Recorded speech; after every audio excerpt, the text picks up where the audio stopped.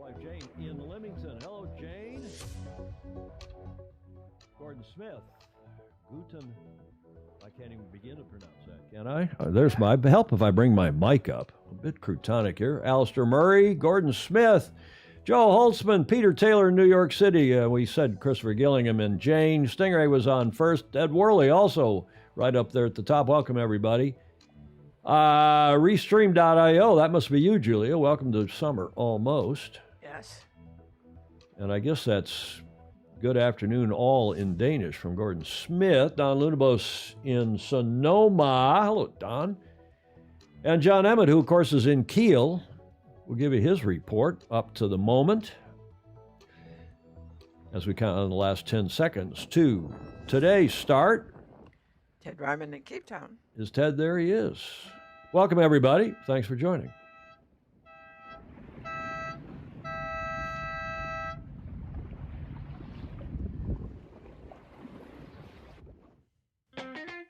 Yeah, T.R. DeYoung, SoCal. Boomer Bland saying pop-up showers, record-setting heat in Austin, Texas. Maura Stevens is in Halifax, Nova Scotia, signing on. Welcome to you, Maura.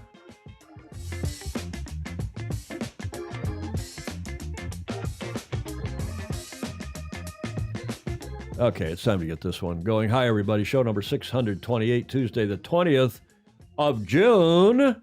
Julia, I trust you're well. I am. Bob Walker. Hello, Bob. We haven't had Bob on in a proverbial coon's age. That's a good old Michigan expression. Bob says he's watching closely from Baking, North Texas. So Yeah, that whole area of the country is just under huge heat wave today. Oh, it must be climate change. It must be global warming, Julia. Oh, yeah. What else could explain it? Mm-hmm. Ken Saban in Toledo, Ohio, normally, at least on Lake Erie. Afternoon, ladies and gentlemen. Yes, we survived the tornado. They had a tornado there. I didn't know that. We had no real damage other than, what, his car? Yeah. His car's okay. Clark Chapin. Ooh, quite the scarf, Julia. Ooh, thank you. Julia Vatican. That is a scarf. It is. You're doing a good job picking scarves out lately. Yes. I've had help. Pedro, foiling sailor, cold outside and feeling slow a bit like a moth in SailGP Riccati. Yeah, they've had no air in Europe, at least in northwestern Europe. No, just summertime heat in Texas, Ed Worley is saying. Yeah, indeed. Petey, Mom is here. Hello, Mom. She's on that Petey must be my nephew, Peter Stevens. Mm-hmm. Nice to have you on, Mom. Janice Davis in Michigan. Philip Laffin watching from Davis Island, Florida. Sail on 11th hour, cheering for 11th hour. J. Frederick Bland in Texas. You see that? Yeah. You can read that. And we call it summer. Indeed. We call it summer. Hi, everybody. Welcome to the show. Delighted to have you all with us. I hope you had over the weekend, if you were celebrating it in your part of the world, certainly we were here in the U.S., a happy Father's Day. I checked in with my beloved father, who's 90 and still working all day, every day. My mom, who's on here at 89, is carrying on in good form. Nice to have you on, Mom, with thanks to help from Peter Stevens, who, when I get there in a couple weeks, I hope Peter's going to pick us up at the airport again. Mom and Petey, if you're listening. Mm-hmm. Julie, do you know what we celebrate today on June 20th? No. It's hardly worth mentioning. It's such a croutonic holiday, but I had to stick it in. It is, no joke, World Productivity Day. Oh. Nip procrastinate. I mean, whoever did this graphic, not I. Nip procrastination in the bud and focus on how you can maximize your productivity, decrease wasted time, and make more time in your life for things you love. I mean, it's a good sentiment, right? It is. You don't procrastinate. I do. I don't naturally procrastinate, but I've grown into it. I've grown out of it. I'm much less of a procrastinator, I think, now than I was waiting in college till the last minute to study for an exam, studying all night, all that stuff. Yeah. Like doing this show. I'm too old to have to do all that, rush around at the last minute. Yeah. So we don't. We get it done hopefully the night before, and then put the stuff in that comes through the door, under the door, over the door, the morning of the show. Yeah. World Productivity Day. Do not procrastinate. Nip it in the bud. Okay. Speaking of nipping in the bud, did you see what I did there, Julia? Buds. Better yet, let's talk about tomorrow. Tomorrow. I thought that was pretty good. The sunflowers. I remember my mother knows this. She wasn't with us, but my wife Leslie and I had taken Meg to Europe on her very first trip, and she couldn't have been more than 2 or 3. I was judging at some regatta in La Rochelle, ISAF or IYU Worlds, whatever it was called. And we were on the train from Paris down to La Rochelle, and there were fields and fields of sunflowers either side of the tracks. And Meg's first kind of sentence was, "Mommy, fields and fields of sunflowers." Wow. I'll never forget it. So let's talk about tomorrow. What is tomorrow, Julia? Well, Stonehenge Day. Stonehenge Day. It is the summer solstice. It's our summer solstice. Yeah. Solstice. It's the June, what they're now calling it to be ecumenical with the Southern Hemisphere. They're calling it the June solstice, which will occur tomorrow, our June 21st at 07:58 PDT, which is 14:58 UTC GMT in the Northern Hemisphere. And the summer solstice doesn't happen, of course, until December in the Southern Hemisphere. That's coming up on December 22nd for you in the South. This event marks the beginning, of course, of summer here in the Northern Hemisphere in astronomical terms, and the longest day. Don't miss it. The days will start getting shorter tomorrow, after tomorrow. Celebrate it by going outside and observing the fascinating night sky. But you know what's more interesting? Anybody who's lived in Europe or spent any time, Julia, as you have in Scandinavia, you've spent a lot of time, particularly in Finland, right? Yeah. With your friends and late friends there. But the other thing that goes on, of course, is Midsummer's Night. We did a 12-meter regatta up in Luleå, which is almost a very northern part of Sweden. I've told the story before. I won't embellish it or go into it in detail today. But it was the 12-meter worlds, and in 80, some of you reminded me, 88, 89, way up in Luleå, just south of the Arctic Circle by, 40, 50 clicks. And it was during Midsummer's Night, it's the warmest, nicest time of the year, and you had light. We started a race at midnight. Yes. You have light virtually all night. The sun, I don't even know, barely dips below the horizon at that latitude. And we had a race from midnight till 3, came in, and it was a massive party. Oh, yes. Every, shall we say, person of the female persuasion from within 100 kilometers was up there. And because a bunch of guys sailing on 12s. And sure, what would be better? Oh, it was fantastic. Yeah. So Midsummer's Night is a big deal, particularly in Sweden. And do you know when it is celebrated? What do you mean? When is Midsummer's Night celebrated? It's not celebrated tomorrow night. I got you. It's not celebrated tomorrow night. Listen and learn here in this segment. This is the Dummy's Guide. A holiday devoted to eating, drinking, dancing, and assorted pagan rituals. For Swedish Midsummer. Midsummer is second only in significance to Christmas. This is a guide to making the most of it. First, buy everything in the starter kit. Remember, here everyone brings their own drinks. Make sure you get to the state-owned off-license in plenty of time, just in case you're whisked off to an island somewhere. This is downtown Stockholm on Midsummer's Eve. If you can't bear the silence or being on your own, stay away from the city. Midsummer is supposed to be celebrated in the countryside surrounded by birch trees, fields and water. The first thing you have to do is to make your own midsummer garland. Avoid the kitchen at all costs. Some unfortunate soul always gets stuck scrubbing the potatoes. Then it's time for a fabulous lunch of pickled herring and new potatoes spiced with dill and chives. You drink beer and nubbe, Swedish vodka served ice cold in a shot glass. We dedicate this to Jody and all the drinkers. Always preceded with the nubbe visa, a short humorous song. We recommend 2 beers per nubbe. This will improve both your singing and your Swedish. No midsummer is complete without a sudden downpour. Fortunately, it usually stops as unexpectedly as it started. After lunch, it's time to raise the maypole, the ancient fertility symbol. Watch carefully and you should be able to work it out.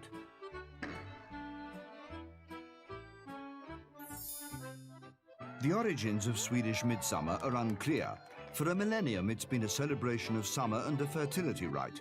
Human sacrifices are a thing of the past, but the revelers of today are just as passionate. Like many Swedish traditions, the why is less important than the how. Now the dancing begins. Everyone knows small grodorna, the little frogs. Locking your hands on your lower back and jumping like a frog may seem strange, but for at least one day of the year, it makes perfect sense to Swedes. It won't take long to master the dance steps. Swedes can do it in their sleep, and with a bit of practice, so will you. The humiliation by dance is mercifully short-lived, and you can count on your host to console you afterwards with a piece of strawberry cake. Next, it's time to get physical, which means tugs of war, horseshoe tossing, egg and spoon races, boot throwing, or apple bobbing. Since everyone takes part, you don't have to be embarrassed should you make a fool of yourself. One note of caution, keep an eye on Grandma. This sort of thing brings out her ruthless streak. All this strenuous exercise calls for some real food. Time for a barbecue. Since all Swedish men want to show off at the grill, this might be a good time to get to know some Swedish women. Anything can go on the grill, meat, fish, vegetables or fruit. There's definitely room to experiment here. Once you've eaten, you either have a quiet night, a sauna, a swim, a few drinks, pause for reflection, or you hit the dance floor with new and old friends. Be sure to listen to some dance band music before Midsummer so you know what to expect. It takes a bit of getting used to. If you're lucky, there will be some ABBA too. Generally speaking, Swedes are somewhat reserved. Tonight is the exception. Midsummer Eve is a night for romance. If you don't find or already have a partner, pick 7 different flowers, put them under your pillow, and according to legend, you will dream of the person you will marry. If you don't, you probably picked the wrong flowers. At midsummer, the sun never completely sets. This is the longest day of the year. From now on, it only gets darker. But there will be a baby boom to brighten up March. That's got to be the longest video we've played in the A block here in the opening segment. Yeah. But it was Midsummer for Dummies, as you saw on that top. Midsummer in Sweden, you got to love it. And of course, the answer to when it really is, it's celebrated on the Friday between the 19th and 25th of June. So I think you could say the Friday closest to the 21st. So that's this Friday is Midsummer Night in Sweden, Friday, the 23rd of June. And that is our opening segment for today. We go back to the comments. Greg Phillips from the Gold Coast of Oz saying greetings. And that was before this video. Fritz Mueller's in Miami. Clark is saying, nip procrastination in the bud. Can we put that off until tomorrow? Tomorrow, productivity day. Should I sign off? Boomer Bland is asking. Yeah. For World Productivity Day, I just took a 2-hour nap, Alex Kent. Yeah, Gordon Smith, congratulations, Australia, for winning the first Ashes test against England. It was a simply fantastic game of cricket. Bravo to everyone who played. What other comments do we have, Julia, that are not Crutonic? Oh, that wasn't Crutonic. My sound effects were Crutonic. I want to celebrate World Procrastination Day. Yeah, Gordon Smith says it's a lot of fun, but it's quite a long night. And he was talking about in Denmark. Midsummer. We just light bonfires to chase the witches away. Yeah, It's bonfires are a big deal. That's right. And very civilized. I'm still in last Wednesday. Stingray is saying, hi from Spain. Hello, Monica. Haven't had you on in a while. I can't decide whether I'm a procrastinator or not. Happy day after Juneteenth. Yeah, we had this national holiday yesterday. For those of you in Houston, among others, across the country. Our shortest day, Ted Ryman is saying, in the Southern Hemisphere. Summer, Monica Diaz. Longest day of the daylight hours, and it's wonderful, Joe Holtzman in Colorado. I always enjoy watching them manually rearranging the hedge when the time changes twice a year. Or when they go on daylight time, right? Stingray. San Juan night this Friday. And yeah, in Spain, the Catholic countries celebrate St. Juan, St. John night on Friday. What about serving the lutefisk? Lutefisk. Yeah, YSC Midsummer this weekend at Clear Lake. Nice. And what else? Move the mouse arrow to the edge, please. Is there a mouse arrow interfering with? I don't see it on my screen, but maybe you all do. James Frederick getting froggy. A lot of comments, I think. Yeah, we danced all night in Finland. And drank, unfortunately. Is there there's not a mouse in that, is there? No, I don't see it. Okay. That may have been it recorded in that. Maybe it wasn't even my mouse. One never knows. Oh, That no. sounded, yes, that sounded a bit Freudian, didn't it? It did. Is the spaghetti grown near the dental floss? Yeah, the Brits do that, right? They hang spaghetti on the trees. Didn't we run a video last year Yeah. about that? I can't. Ed Worley, nice. Yeah, it is a nice video. It's a lot of fun, but it is quite a long night in Denmark. We just like bonfire. Yeah, okay, you read that one. Yeah. Just not cricket. Oh my goodness, you guys. Mm. Fires on the beach. There's Pindar. He gets the last comment here in this segment. Hi, gang. Building up for a fabulous week ahead in Italy for Foiling Week. Anyone else trying to be in Garda and Genoa at the same time? Good luck with that, Andrew Pindar. I hope you will send us a report Yes. from Garda like you did last year. You got in the pub, right? You Yeah. got in the pub and then accused me of not pronouncing Malchazine correctly, which maybe I didn't. I don't know. I'm not a bloody Italian. Hey, let's roll on here. Bravo Zulu in this opening segment. I just had to do Bravo Zulu to the Kiwis who knocked off the Aussies, if you all were watching, in Chicago over the weekend at SailGP's Season 4, #1 event. And we were also pleased to have our Fozy there doing the sideline reporting for the television. That, of course, our Fozy Jenny Tulloch here from the Bay Area. She grew up down in Texas, in fact. And I'm giving her we're going to have a new, what do I want? Well, I'm going to just say it's the new BOFA Award. You know what BOFA stands for? No. You look perplexed. Yes.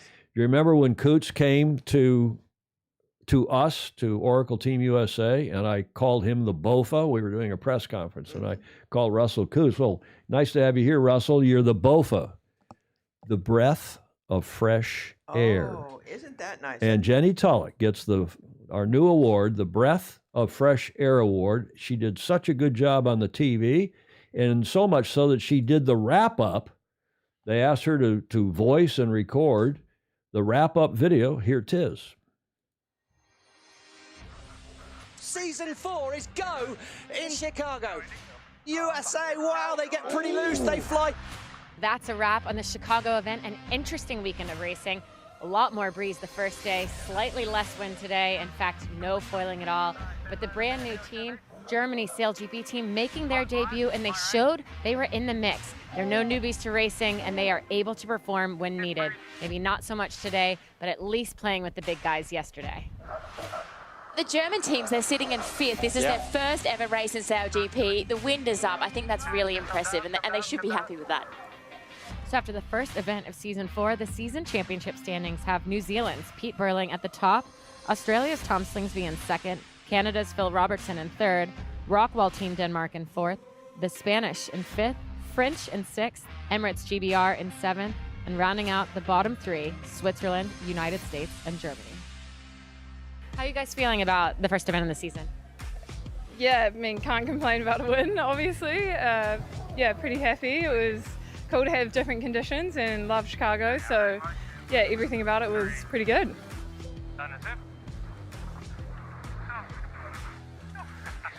Great start for the Kiwis. They win the Rolex United States Sail Grand Prix. But you were happy yesterday. You were excited how the team went. How do the rest of them feel? I think a regatta always feels like the last race, but to be honest, we set some goals for the weekend, and the goals were not to crash other boats and staying safe, and this we did. We see the new German team coming across in 8th. Eric Heil, good finish to the top of that upwind leg. They've really, really turned up. One of the more complex but potentially interesting things we saw today in the broadcast was the ability to use your dagger board going up and down kind of as propulsion. Some of the teams feel slightly differently about this method of sailing, this rowing your dagger board. The foils they're using, they're going up and down. So we're on board with Australia now. We'll see that their foil is about to go down, and they might bring it back up, and that is to help the propulsion of the boats. Normally we sail in enough breeze that it doesn't make any difference, but I think everyone across the fleet has worked out that in light air you can gain speed by putting the dagger board up and down, effectively using the hydraulic pump downstairs to push the boat forward. And no, I think it's a cool part of it really. Otherwise we'd barely be moving, and it kind of gets us through some of those awkward situations. And everyone's got the same amount of power, so they can do it equally. So it's I think everyone would prefer to be sailing a bit more breeze, to be honest. But you got to do what you got to do.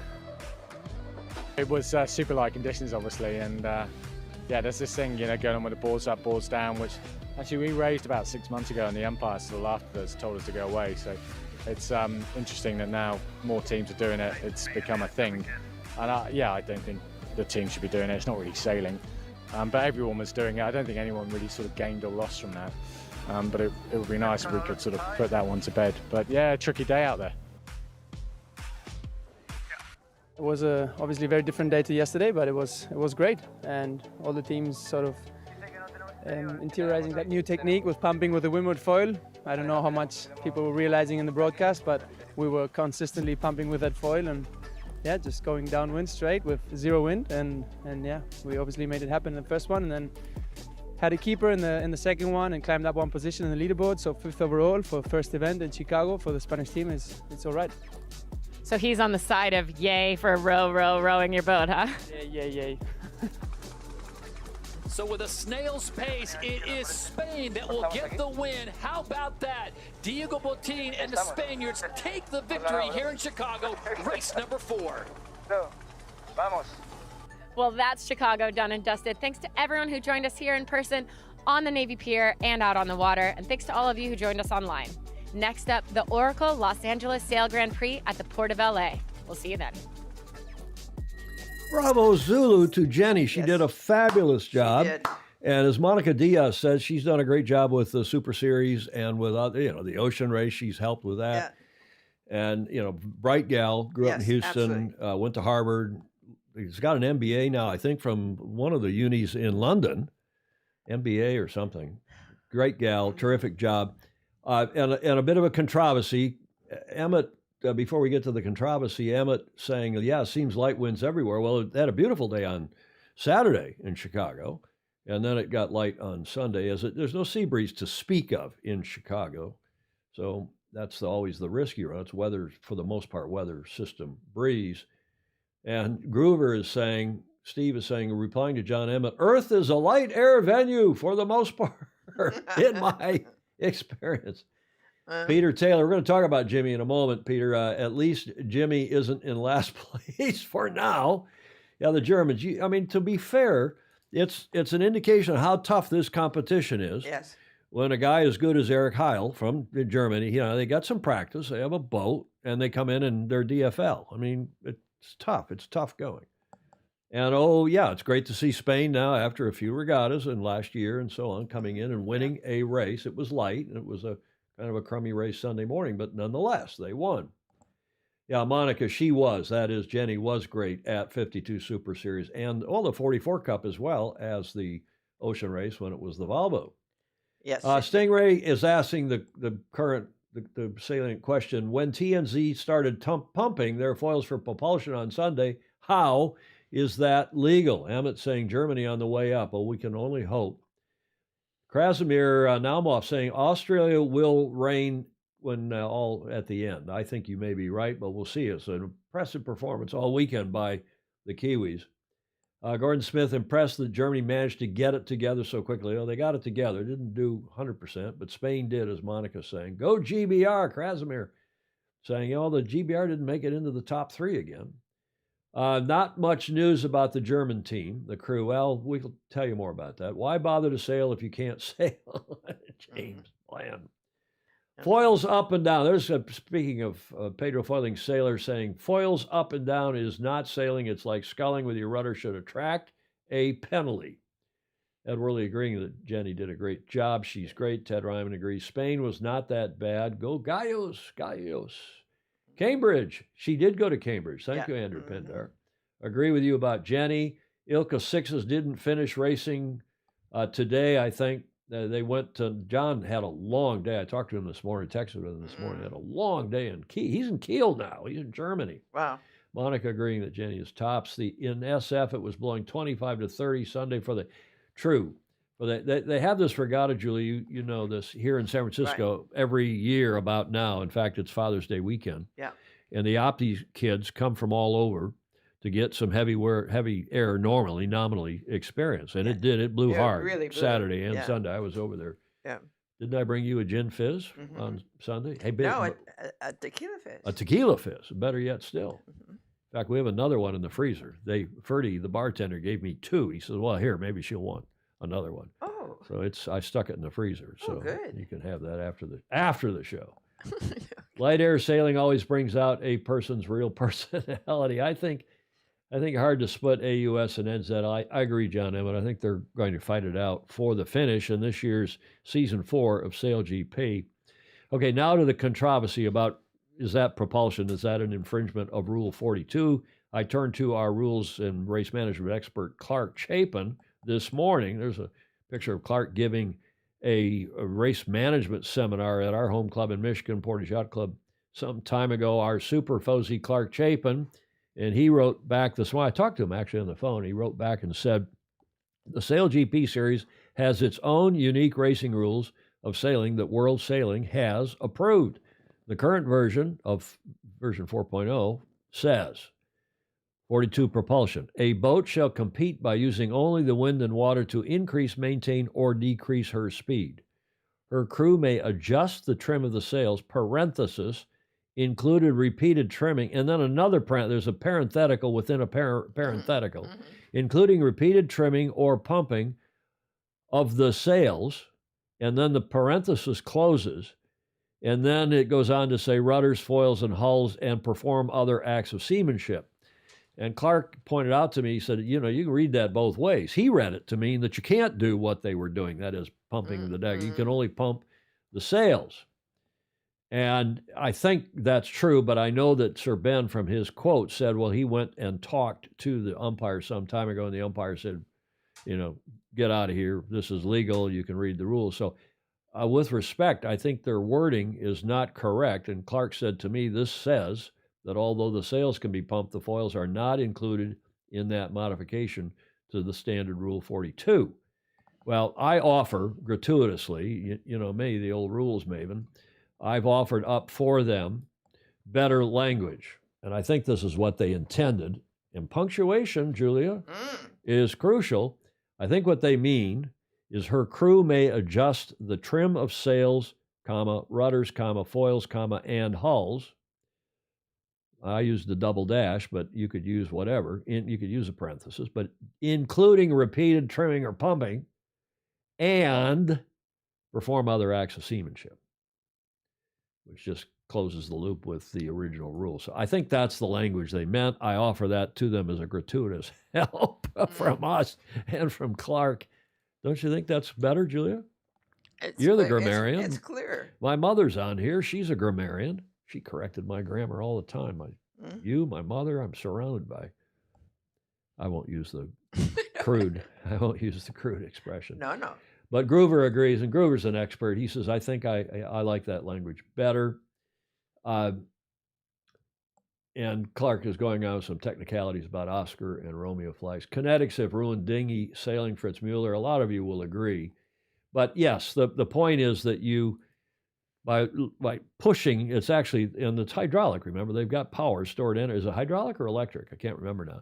But by pushing the foil down, it will increase the flow over the foils, and because the wing shape, it'll push, it's like air over the wing on an airplane. It'll push you forward, however marginally, but nonetheless, kind of ridiculous when everybody's doing it.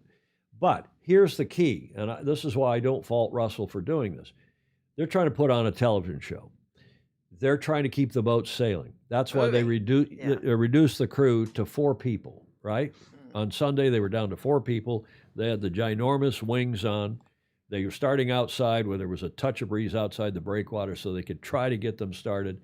Then they brought them into the stadium so the spectators on shore could see the boat sailing. And they're doing everything they can do to make the racing happen and fill the television window and yada, yada. So I don't blame them for allowing this. It's not quite the same as having a chase boat, one of your your boats come up and side tie and zip you around the course if there was Yeah. no wind. You wouldn't approve of that, would you? No. In any event, so we offer up this language. Her crew may adjust the trim of the sails, rudders, foils, and hulls. I think that's what they meant, including repeated trimming or pumping of the foregoing. And then after that, perform other acts of seamanship, which Clark pointed out to me in the back and forth we had this morning, is that, pumping your dagger foils up and down is not an act of seamanship. So their original wording was confusing at best, and I think they should amend that. But clearly the umpires have already told everybody they can do it. Clearly nobody acted against the team, so it's sort of a Yeah, they got it permission non-issue. beforehand. Yeah, exactly. What other comments? We have other comments about all this? Do you keep a Strunk and White next to the toilet fog machine? They'll be having oars on board next. Well, that would be more interesting. The old Viking longships, class rules for SailGP, commas before the use of and. Oh, you Brits. Look at Pindar wants to put a comma here, the so-called, what do we call that? The Oxford comma, right? Mm-hmm. Foils and hulls, comma, and he wants me to put, no, we got it. They've got a comma here. Foils and hulls, comma, and I think it's necessary even in American English to separate that last clause. But when you have a series, he wants a comma there, right? That's the Oxford comma. Oh, yeah. In a series of things, you put a comma before the and in a series, but we don't do that in American English, right? Well, we do. Only if it adds clarity. When in doubt, leave it out. Oh my goodness. I think it's hydraulic powered by electric. Okay, Steve, thank you. It's like a bird flapping its wings. Yeah, it is. Exactly, Stingray. Good analogy. Other acts of seamanship could get you. Okay, Pedro making a joke. If they want that rule, they should write that rule. As written, it's not according to the rule. I agree, Clark Chapin. And I think I hope we've helped them with that writing. What else? There's a lot of other comments, but isn't the hydraulic system powered by battery? I think it is, so I'm not 100% sure. So battery-powered sculling, yes, it is, but it's permitted, Jeff. That's the point. It is permitted. I saw Russell in the boat park Sunday. I mentioned I always watch live. So I wrote to Russell this morning and asked him about this and a couple other things, which I'll tell you about in a moment. Let me check my mail, see if I've heard back. I don't think I've heard back from, have I? No, I haven't heard back from Russ. But I did write him this morning. But any other comments? Rules is interpreted and apply. Yeah, Pindar's, Andrew's right. No, we want the comma removed before the and. Rudders and hulls. Yeah, okay. Well, I think my language, again, with respect, my language clears all of that up. The anti-comma. It's not Ann Arbor. It's American English versus the Oxford comma. Isn't that what it's called? The Oxford comma, when you have a comma after the series of words before the and in the last of those series. The panda eats, shoots, and leaves. Yeah, there's no comma in there. Yeah, right. Okay, thanks, Clark Chapin, for your help with that. But you have to admire these guys, too. And I think there's another indication here, and that is, and several of you pinged me over the weekend or maybe yesterday and said two things. They said, some of you asked, is Jimmy Spithill still with Luna Rossa Prada Pirelli? Yeah. I mean, he's not sailing very well, obviously. But this guy is. Slingsby is. And bravo Zulu to him and to New York Yacht Club's American Magic, who picked him up over the winter, as you know. Mm-hmm. I think it bodes well for New York. This was a video coming up here now that it came out today, and they said this is one of the high points of the regatta. I'm not quite so sure it was, but it was not an issue as far as I mean. It was a clear infringement, therefore not an issue. Have a look. The rudders. Oh, Canada have got to keep clear here. That's too late. That's another mistake by Phil Robertson and his Canadian crew. Oh, imagine that if Australia got involved in a crash and that took them out of the final, Todd. Okay, clearly tacking too close. Didn't complete the tack. That is Canada before Tommy Slingsby on the Australian boat had to alter course to keep clear. He probably, and I didn't see the lead up to it, he probably had dialed them down a bit to make it even. But he can. It's legal to do. And there are Lots of comments here. Joe Cool, pretty sure pumping of sails is windsurfing is legal. Yes, there are various classes that permit it completely. There are various classes that allow it in certain wind conditions, and they put a flag up on the race committee boat. Sometimes that even comes up and down during the race. The fin class, for example, as Boomer Bland will remind us. Pretty sure pumping of sails is legal in windsurfing. Yes, I believe that's true. Pinball machine sailing, if you want to call it sailing. Okay, Bill Wingrove. He's not amused by this. But, Bill, first of all, there's an international rule. You can root for your home team, cheer for your home team. And when the breeze is up, the racing's, I think, pretty compelling. Is it what we're all used to with monohulls? You're looking askance. Yeah. when monohulls and sails going up and down and people grinding, no, it's not. No. That started to end 40 years ago. 40 years ago this week, in fact. We'll tell you why at the end of the show. 1 pump per wave, Baton Cannon, Baton Rouge is saying. Pumping is definitely legal. In cycling. Cycling. No question about that, yeah. Andrew Pindar. So, yeah, it was a little close here. And the Canadians, I'm sure, were penalized, and that was the end of that. Now, speaking of Canada driver Phil Robertson has paid tribute to his team for sticking with him. This was a release out today, a story on the SailGP website. Sticking with him throughout Canada's recent ownership changes. Speaking in Chicago, Robertson revealed he told the team at Season 3's Grand Finale, the grand final in San Francisco, that there was, quote, no certain future, unquote, for Canada after the previous owner stepped away, failed to pay the money. Canada is now being operated by SailGP as the league mulls ownership offers from other parties. One can only hope. So what is the implication to all that? Well, Phil went on, another quote, this is Phil at the press conference, a superb sailor. Remember, he finished third despite the ownership problems here in Chicago. He finished third. Despite this, Robertson said the entire team stuck together as they waited for confirmation that Canada would be on the start line for Chicago. Quote, I said I was very positive that there will be a future for this team, and they stuck by those words, unquote, he revealed. Some team members received offers from other teams, but turned them down in the hope that Canada would be returning for Season 4. That's nice. I mean, remember Chris Draper's on that team, too. There's some really good sailors besides Phil on that Canadian team. So what's the long-term implication? Well, this is why I wrote Russell before the show and haven't heard back. Russell and his very efficient and longtime PA, whom I helped Russell hire when he was with us, Alejandro Mato, who's Spanish. And interesting, I found this on the website. SailGP debuts in iconic LA. This, of course, in July, the next event, Regatta 2 for Season 4. The thrilling speeds and action-packed entertainment of SailGP touches down in the port of LA for the inaugural Oracle Los Angeles Sail Grand Prix, July 22 to 23. Look at the next sentence. 9, not 10, 9 national teams, including the U.S. SailGP team led by Jimmy Spithill. So what happened to the 10th team? Does that mean, Canada is already not scheduled to race? Oh, that would be a shame. In L.A. Yeah. Yeah, it would be a shame, wouldn't it, Julia? But I don't know. That's why I wrote Russell. If anybody knows better than I, let us know. But that's what we saw this morning, and I present that to you. Now, speaking of the German team, they did do, I thought, a credible job getting around the track. They finished DFL, but you know what DFL means. That's a term of art in yacht racing.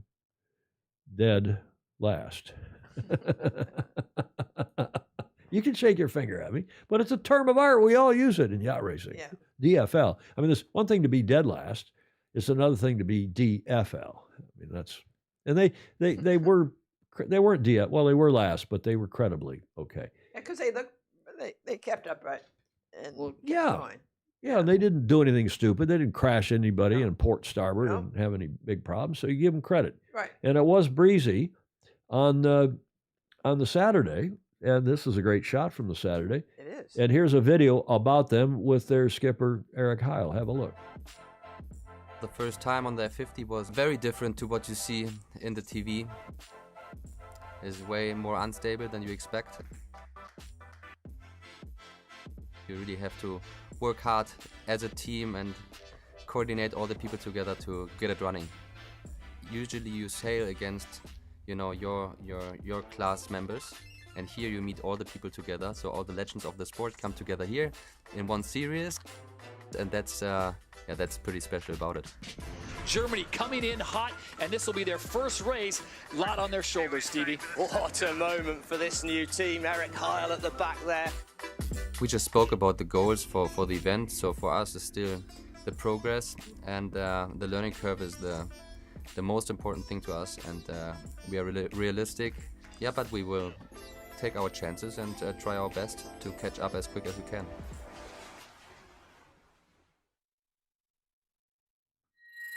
Okay, there was a more abrupt ending than I remember when I first watched that video. So what do you say about the American team? I mean, they were second to last. Jimmy's got to lift his game. He's having a bit of a struggle. Do we know why? Well, I don't know why. I haven't talked to him. I'm going to invite him onto the show and see what he has to say. New Zealand, of course, won. Australia, it was hotly contested. Anybody could have won, including Canada, could have won that big race for all the marbles. Denmark, a credible fourth, Nikolai Sehested, so that must make Gordon Smith happy. Spain, as several of you have mentioned, had a pretty good series, winning that one race. So I guess we should look forward to an improving Spain as well. Monica Diaz must be happy about that. France, Emirates, GBR, another disappointing series really for Sir Ben. The Swiss have moved up a couple places. They were the bottom dweller last year. U.S., again, Jimmy struggling. And Eric Heil in 10th after this first regatta. The next regatta, as we mentioned, is in L.A. It's the middle of July, middle to late July, 22-23. So that's back to the Saturday-Sunday format.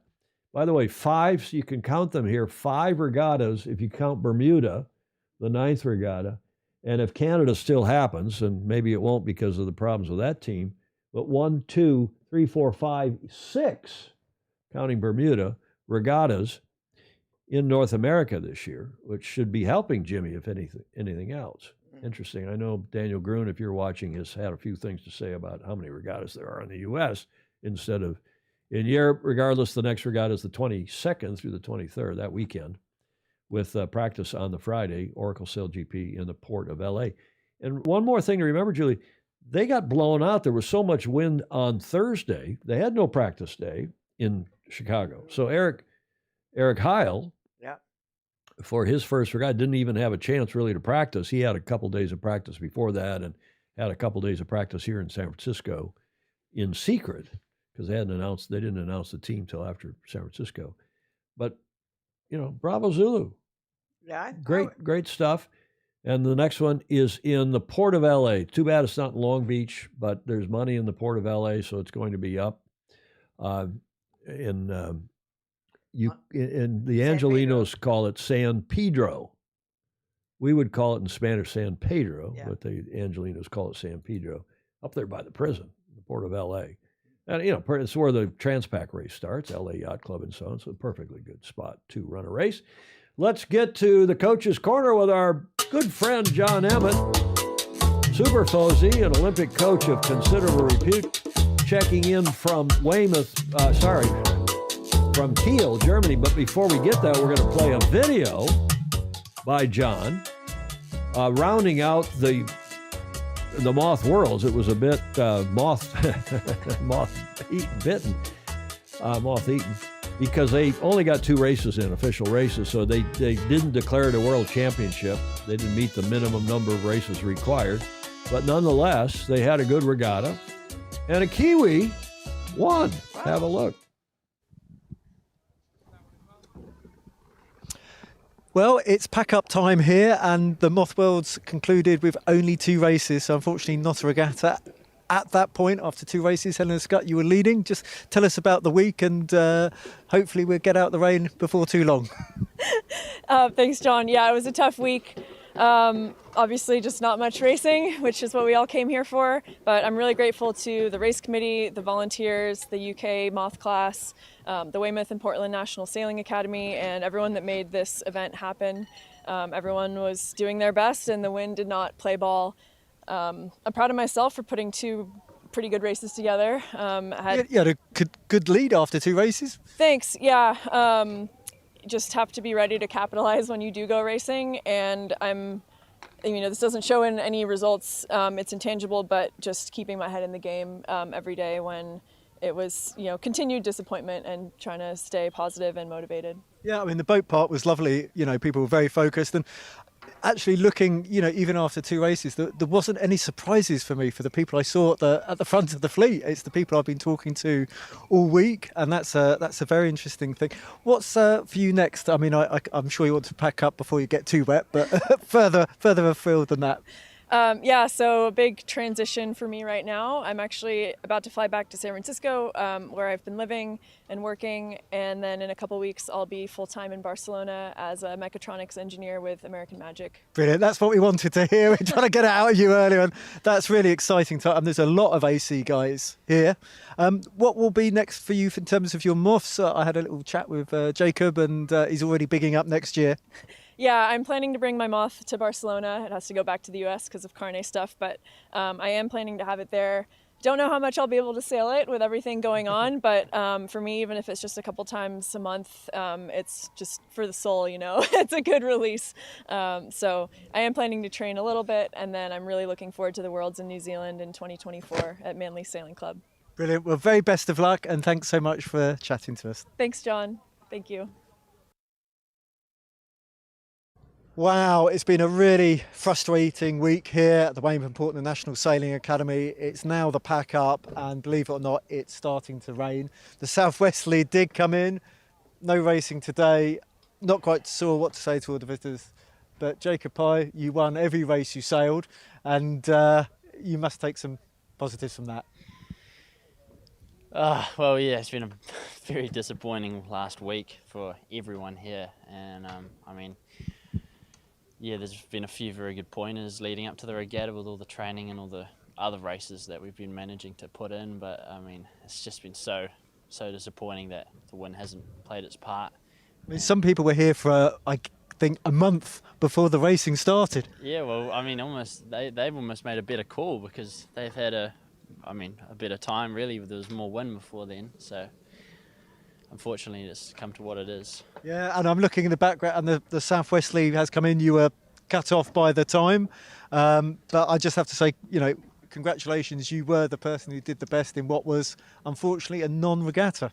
Yeah, and that's just what it is sometimes, and I'm grateful for being here, and hopefully next year in Manly we get to put on another or more decent regatta and a better Worlds. Oh, so sorry, is that your home club? Yes, home club, yeah. I'm so sorry, I didn't know that. So let's have a shout out to how fantastic next year will be. Exactly, yes. And I can pretty much tell you right now that that time of year is perfect for our moth sailing Worlds. So is it a thermal? Well, we get a nice sea breeze around that time of year, and hopefully we're spaced between the SailGP and America's Cup, so we can get quite a few more. So the top guys have no excuse. No, well, at this point, yeah. Not sure. I saw Russell in the background, so we can Yeah. hold him to that. What's up for you next? Next, well, yeah, we're heading back to New Zealand, and at this rate, I'm just going to be going back into the moth, and it's at my home club, so I really want to make a big impression, a good impression. So I'm going to be putting in a lot of work with a few other guys there. I'm sure we're going to get quite a few others there training up for that event too. Oh, good man. Well, wishing you so much for the future. So much luck. Thank you very much. Cheers. So another terrific report, and John has left Weymouth, where he did that video yesterday, I think, and then has gone to Kiel. We'll show you his report in a moment. But not only Jacob Pye is from Manly, boating club or yacht club, sailing club, whatever it's called, but remember Russell Coots and his kid, Matthias, who John interviewed some time ago. Right. Did we show that on Friday's show or last Tuesday? Yeah. And I think Matthias, okay, they only sailed 2 races, but nonetheless, I think he ended up in the top 10 of this truncated regatta. And Helena Scott, of course, an American and very, very bright lady who lives here in the Bay Area, but she's with American Magic as a mechatronics engineer. We should get her over here. We should. Get her on the show one way or another. We will. We'll work on that. So let's bravo Zulu to both Jacob and Helena, and thanks, John, for that report. Now let's go to John's report from Kiel. He's been asked to explain the graffiti on his shirt. Well, he'll have to do that. He's on live. Yeah, Matthias was 7th, I think Steve Groover is saying. And great interviews are not an accident. Gordon Smith, good point. And he knows what he's talking about, and he's just a nice, personable guy, and we're so lucky to have John on here. And Pindar saying, yeah, well, in Scarborough. Meanwhile, the sun shone and the breeze blew in Scarborough. It always is nice there. Reliably windy and iconically beautiful, it sounds like, Julia. Sounds like that. Isn't that what we say about San Francisco We Bay? always do. But as Ed Worley said, the weather's never like this. You hear that at every regatta you've ever been to, it seems like, but of course, that's not true. Remember last year during SailGP here in San Francisco, the final day was light and shitterly. It was not a great day. So it can happen anywhere, even here. Well, it was spring. It was April? Was it May? It was early in the year, so the sea breeze wasn't that well developed. Let's go to John's report from this morning from Kiel, where there's not a lot of wind. Hi, Tom, Julia, and all the Fozy. I'm here at Kiel Week, and I think Weymouth, it's been really good practice for the waiting. They're struggling to get the races in, but they've had more luck than the Moths.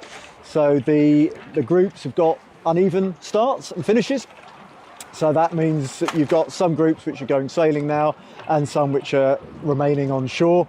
But that's part of the game. That really is the nature of the game. You need to be good at waiting. You need to be good at being focused when you need to. So I'm just going to move very slightly so I'm not going to get run over by the trolleys coming up the slipway. German efficiency at its very highest, putting together one of the best regattas. I would give you some statistics about the size of the event size of the fleet. The week's actually been moved very slightly to get even more entries. But I don't want to make a mistake, but suffice to say it really is one of the very largest regattas there is in the world, and I'm quite happy to be here sailing rather than coaching, so going to be up against quite a few young people, and I do feel a bit unprepared because it was not only the Moths who didn't get much training in at Weymouth last week, myself was included. Get the boat out on the water tomorrow, Wednesday, with any luck. As I say, with the German rules, can't actually get in the boat park yet. So very keen to get on the water while I can. And that means we need to wait to the final day of the Olympic competition. So you'll see a few people launching in the background, but the signal to launch has only just gone, and I don't detect quite as much enthusiasm as I would do normally. But I say that's part of the game, to be focused and ready to race when you get the opportunity. So we've got both the Ilka 6s and 7s coming off this ramp, and quite a few people I know. And that was another signal for more people to launch, so it's going to get pretty busy. I'm not the only one standing here with a camera, but attending these high-level regattas is very important, and you know there's always going to be a big fleet. A lot of the people will have been training in Marseille now, because we're getting towards that time of year of the Olympic Games, and there's coach regattas. In fact, for The Hague, which is the World Championships, I'm probably going to run a large coach regatta as the best way to help the EMP sailors. Difficult to know what's going to happen next month. I've actually been asked by the Shanghai sailing team if I can look at their sailor for the Olympic test event and do perhaps a month's coaching in Marseille. But considering Lily's going to be in Weymouth doing the 29ers, I'm not sure I'm going to take up that job offer, because, as I said, you know, having time with loved ones, it's a very important thing. And I just think, you know, that time in July to get other things sorted is important as well. At home, I have the best opportunity to go to gym and prepare for the Masters Europeans. And also, it's been more than a year now, but I have an ongoing hip injury, and it's good to get that treatment. And of course, you will have seen from some of the vlogs, I do need to get up to the family farm at points. So yeah, all in all, need to look at the bigger picture and see what's best to do. But very happy to be here. Oh, have to move again a little bit. Very happy to be here in Kiel. And I think, you know, if you're not sure what to do, it's always better to do something because we probably regret more the things that we don't do. So it's going to be great practice. And the nice thing about real life is now with laptops and Wi-Fi, you can just work wherever you are. You know, there's no need to have an office and a desk and on all this sort of stuff. I mean, I remember when I did the circuit 20 years ago, you know, you'd write a letter home and then that letter would get home after you got home. But yeah, oh, there's Abra in the background. It's starting to get really busy now, so I'm going to say goodbye. And time difference, I should be able to join you probably at least for the first part of the show. Comments, as always, really welcome. I don't know how many boats are there, but it is, they call themselves the largest regatta in the world, certainly the largest small boat regatta. And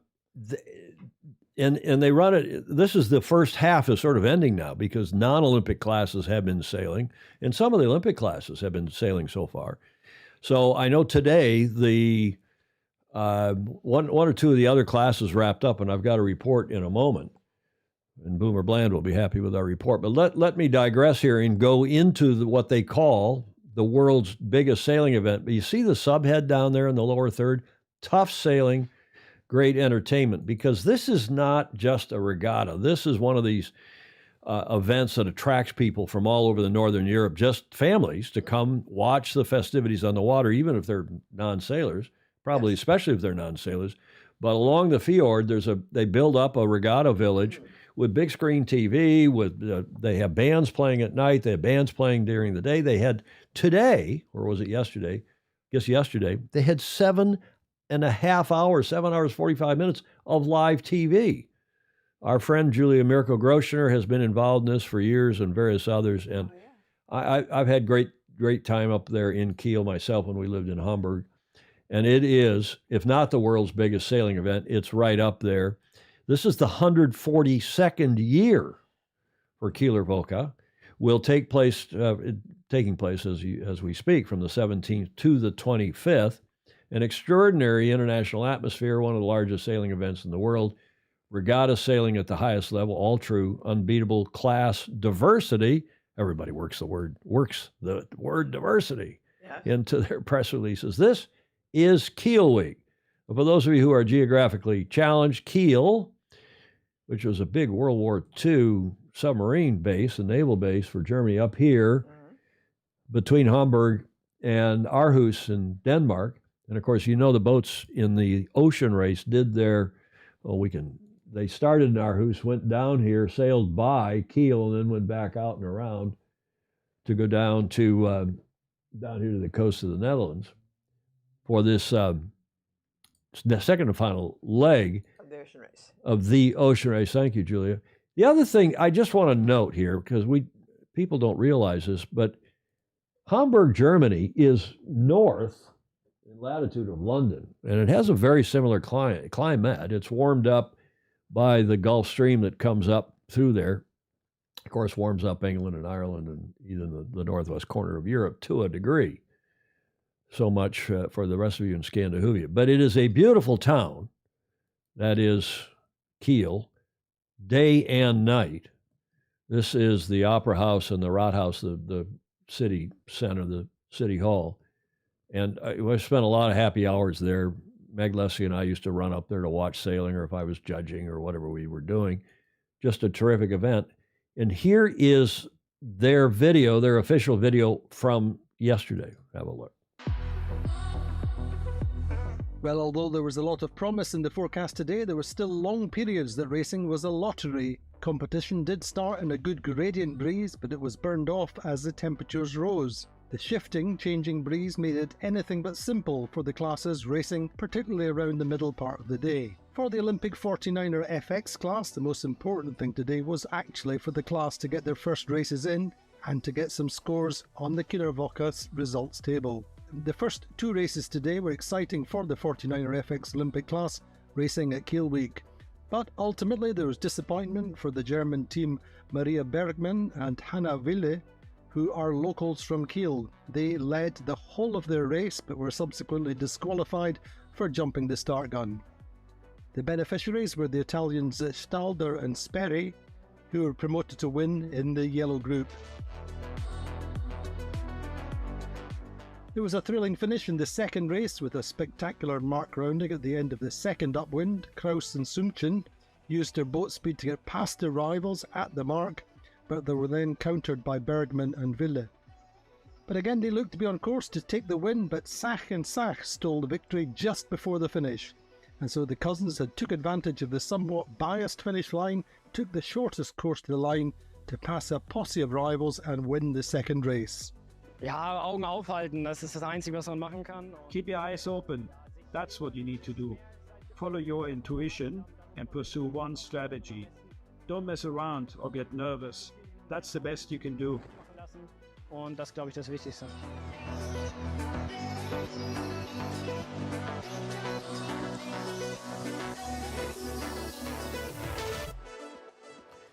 Live every day.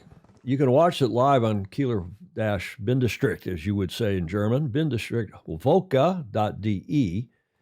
And I see that Emmett is saying the Olympic classes finish tomorrow with a medal race, colder than Weymouth. John Emmett, yeah, it can be cold there. Wonder why they don't call it centerboard week. Well, there's keelboats there racing too, Jody Shields. Hey, making a joke about keel. I see what he did there. Hamburg, pretty much the same latitude as you guessed it, Scarborough. And in case you weren't aware, the North Sea used to be known as the German Ocean. I did not know that. Did you know that, Julia? No, Huh? I've never heard that. Keel, centerboard is, yeah, it's a big regatta. They have some offshore boats as well. It's a There are thousands of boats. Exactly, and it's a festival. It has, Phil Walker is saying it has a fantastic shipyard, Canarum, which is, where, in fact, that's where the one of the ocean race boats got repaired there, right, when they came across from Halifax. What boat was that? Guyot? Yeah. Okay, a lot of other cool comments. Go back and read the comments, right, Julie? That's what you Please. always remind Always. everybody to do. And there was one other comment I wanted to, Steve Gruber just saying Kiel is an amazing venue. And of course, the 1972 Olympics were held there when the main Olympics, I don't want to say the real Olympics, the main Olympics were in München in Munich. 1972 tragic Olympics, as it turned out. Yes. Live every day, Kieler-Volka.de. Now, what did happen today, and we dedicate this to J. Frederick Bland, Boomer Bland. This Polish guy, Mikkel Strumnik, I hope I pronounced that close, he won Kiel Week in the OK Dinghies. Today, they did get some racing in today. Michael Strumnik from Poland has won the OK Dinghy class at Kieler-Volka from Denmark's Thomas Gabs, and Germany's Zonka Behrens, after 3 more races were sailed on Tuesday today. After 3 days of very light and tricky winds, Kiel saved the best to last with 3 tight races and 7 to 10 knots, though it's still pretty lightish. Though in early morning, the fjord was glassy, calm, and the forecasts none too promising. Thank you to Robert Deves for that. And Bravo Zulu to the organizers, the 3 clubs. And in Germany, the clubs really do work with the German sailing, the Deutscher Seglerverband. But Kieler Yacht Club, and then the German Yacht Club, North German Regatta Verein, which is in Hamburg, based there. And they also have a outpost up in fact, really the Kieler Yacht Club is the outpost. And then the Verein Segler House, the society, the Sailing House Society of Wannsee is also involved, and Kiel Sailing City. Bravo Zulu to them all. They put on a hell of a good regatta year after year after year, and I'm sure it puts money in the pockets of a lot of the businesses in Kiel and the immediate area. Gordon Smith and others will tell you what a terrific regatta it is. Have to be very careful to find a parking place. Well, that's true.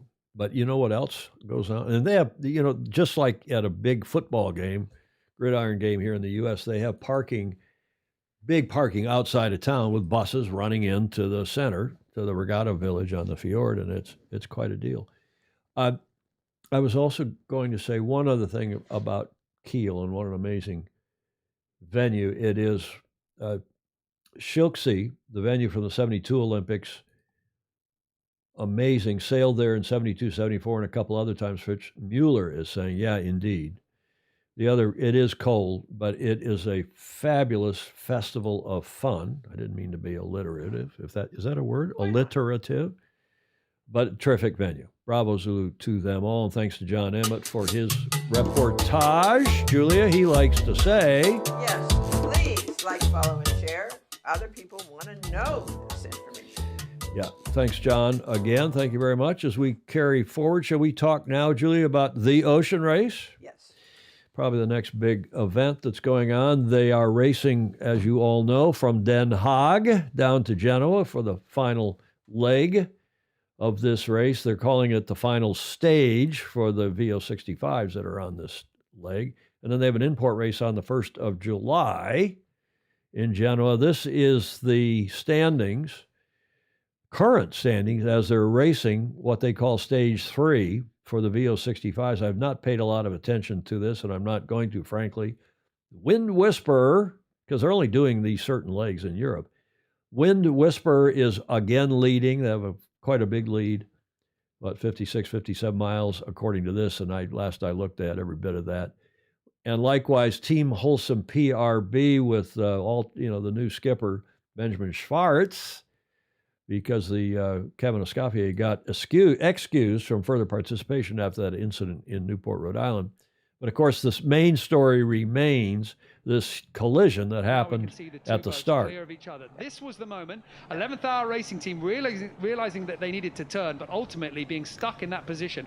And Guyot Environment Team Europe with the bear away, it all happening a little bit too late to actually clear the stern of the American boat. Now, there is an enormous impact on what this could mean for the race, but for the moment, let us just absorb exactly what has happened here and keep an eye on the sailors.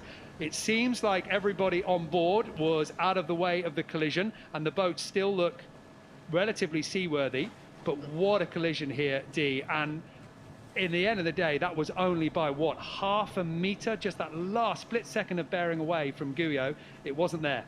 Yeah. Half a meter indeed. And luckily nobody was hurt, and neither boat was seaworthy. They both retired, went back to port. But here's another view from on board 11th Hour Racing.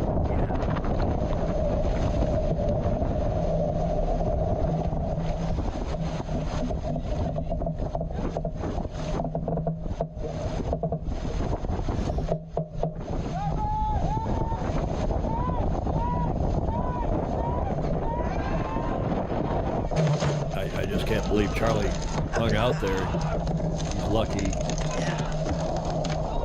there he did. Well, he tries, but I mean, you're not gonna push the boat. Well, he got it off. He didn't. They went off by their own. If he had never touched them, they would have gone off just as fast as they did when it's your natural, as a small boat sailor, that's your natural instinct or reaction. But he's checking, as he did, with all of his people. Is everybody okay? Everybody okay? Because they pierced the hull below. And then they almost ran into Team Malizia. Of course, Malizia was the giveaway boat. They're on port tack. And Malizia stayed clear. Whoops, I think he said fudge. Reset the range.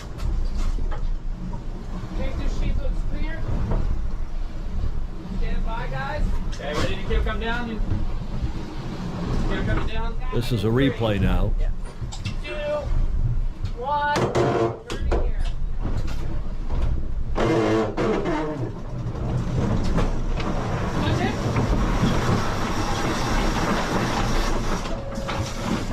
Am I in? Replay from below. 3, 2, 1.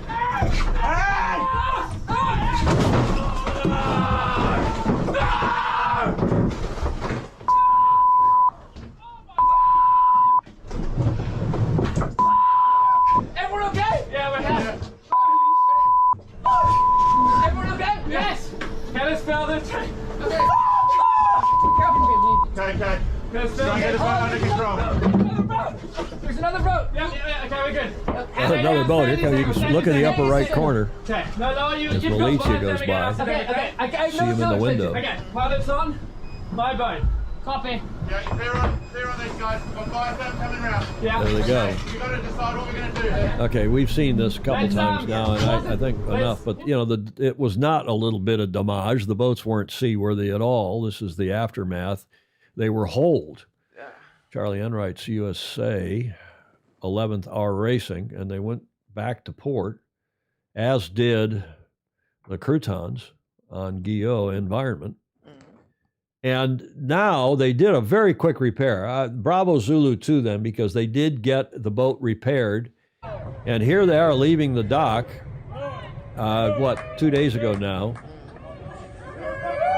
to head to Genoa under their own steam and sail. A bit of a send-off there. They have applied for redress from the jury. I'm sure they'll get it. We haven't heard anything about that. No, nothing more. Not until the race is over. Apparently the hearing is Clark predicted, I think, rightly. You can see the big thing on the side of the boat there? Yeah.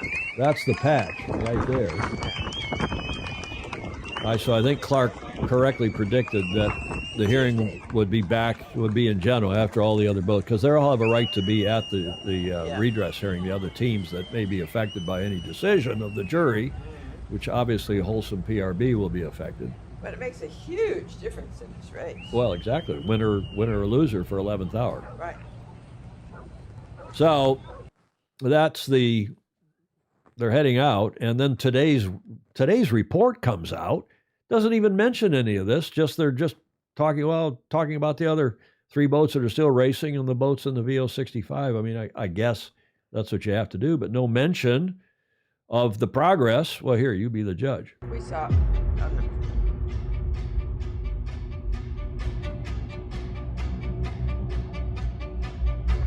Voice says, Team Elitsi and Biotherm have gained miles on the big leaders, leg leaders, Wholesome PRB. In fact, Clark, I see, is reporting they closed right up.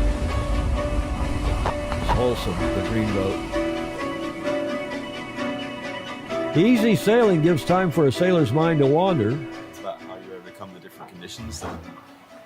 And yes, we had a tough time in the channel, losing a few miles to the others. Then they managed to just keep extending. So now we're waiting for our opportunity to kind of jump back on them and catch back up. So. Yeah, good luck. Very nice. Let's go.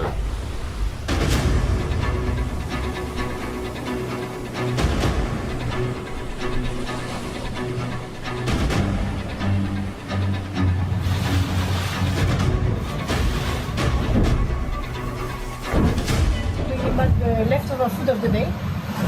All the things that nobody wants to eat, but all the things that we will eat anyway if we run out of food before arriving to Genoa. It's really slow.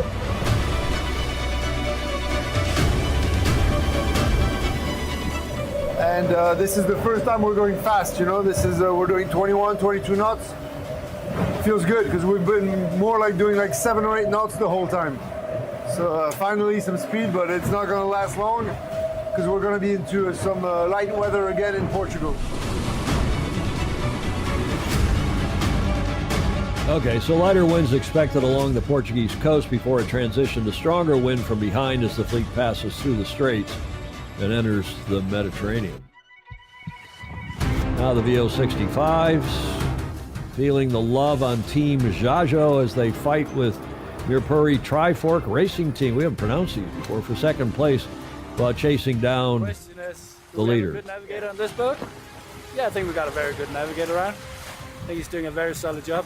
I think Dave will be just ahead, so let's see. It's still a good gain for us. We came from 10 miles behind.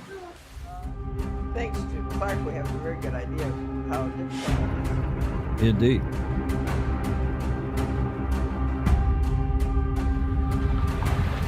Tight racing and small gains for the chasing pack as leg leaders sail into lighter winds. Yeah, we'll see how fast Gordon Smith, they're sailing through Orca Alley. One never knows if they're going to have any problems with whales, and I doubt it, but who knows? Who knows? Okay. Clark Chapin sent in a couple graphs, which I didn't have time to stick in the show, and he has one just showing that Wholesome PRB has led the whole way, and no surprise, and at least after the very, very beginning of the race. And then also they had some breeze, and now they're back in this light patch, but hopefully they're going to get into some breeze when they get, again, down in the straits going through. This is from a couple hours ago. In fact, Clark said I saw on one of his comments just now, he said at the top of the hour, UTC 2100, that the teams behind, Biotherm and Team Elite, had closed right up. Is that what you said, Clark? And let me scroll back up here in the comments. So it's now 2115 UTC, and you're saying as of 2100, Biotherm has closed within 7.6 nautical miles. Okay. Team Elitia is still back 26 nautical miles behind the leader, but has closed considerably in the last 2 days. We'll see if it gets interesting between those leaders as they go into the med. Now, if you also see here where I'm going to put this arrow in, that's where, and they're dark, but that's where they are. That is they, meaning 11th hour racing. And I thought they, if I were running the race, I would have 11th hour racing. Where am I here? Down here where it says retired, I'd have something, and I'd have distance to leader, and I'd have the gain loss and see if they're catching up or not. It's interesting. But when I took this shot, actually they were going 0.0 knots. They were in becalmed in the, I guess, in the English Channel. Is that right? Where they were when I looked at that. So look, I don't doubt. I think this is over, and I understand why the ocean race doesn't want to say that. But they're going to the jury. If they don't, they're going to be held to pay, because that clearly was a boat which should have kept clear. Yes. Right? You agree? Yes. Boat should have kept clear. They're entitled to redress unless the jury, for some reason, finds some evidence that the collision could have also been avoided by 11th hour racing, and they failed to make an effort to try to keep clear. But again, watching on board, what's the guy going to do? Is he going to head up, which might have helped? That is Charlie. He had every reason, in my opinion, to expect that they were going to dip behind, that you're keeping a good lookout, that you know that you're on port tack. And so I just can't imagine them not giving them at least average points for their previous racing, which Clark's made two calculations. One is 4.1 points. One is 4.5 points. I just can't imagine them not giving average points to 11th hour racing for this leg. But even if they give them 3 points, that is 11th hour racing, if Wholesome PRB wins and they get 5 points for the leg, they'll be on 36. And if 11th hour racing gets 3 points, they'll be also on 36 points. That is, they give them, for some reason, 3 points instead of 4 or 4.5. And then it's a tie, and as you know, under the tie, this is the overall standings, in the tie breaking scheme in the sailing instructions, then it goes back to the import races. And 11th hour has a big lead in the import racing, so whether or not they sail, I think, in the final import race, which they're clearly trying to get there in time to do, they project right now that they're going to be there the day before the import race, so on the 30th of June, which is in 10 days. It's a long ways to go under motor, other power. They're just trying to get there by hook or by crook. Right. So I don't see it that it's not already over. And if they don't give them average points, I will be really shocked, frankly. What do the rest of you think? Charlie, Clark Chapin is saying Charlie did head up, but the rudders on those boats don't turn through a very large arc. Exactly. Tiller towards trouble. Well, Stevie did put the tiller towards trouble. Yes, I'd have their statistics on too. When you hover over them, the speed is displayed as 0. Thank you, Clark. As 0.0. So they're moving nice. Oh, okay. So the stats are showing 0.0, which is what I saw, but they're still moving because they're not giving live updates to the tracker. Yeah, Andrew Pindar is correct. The 65s remain incredibly competitive under these varied conditions. Hopefully this great fleet will keep going under a new offshore event circuit. Good point. Mm-hmm.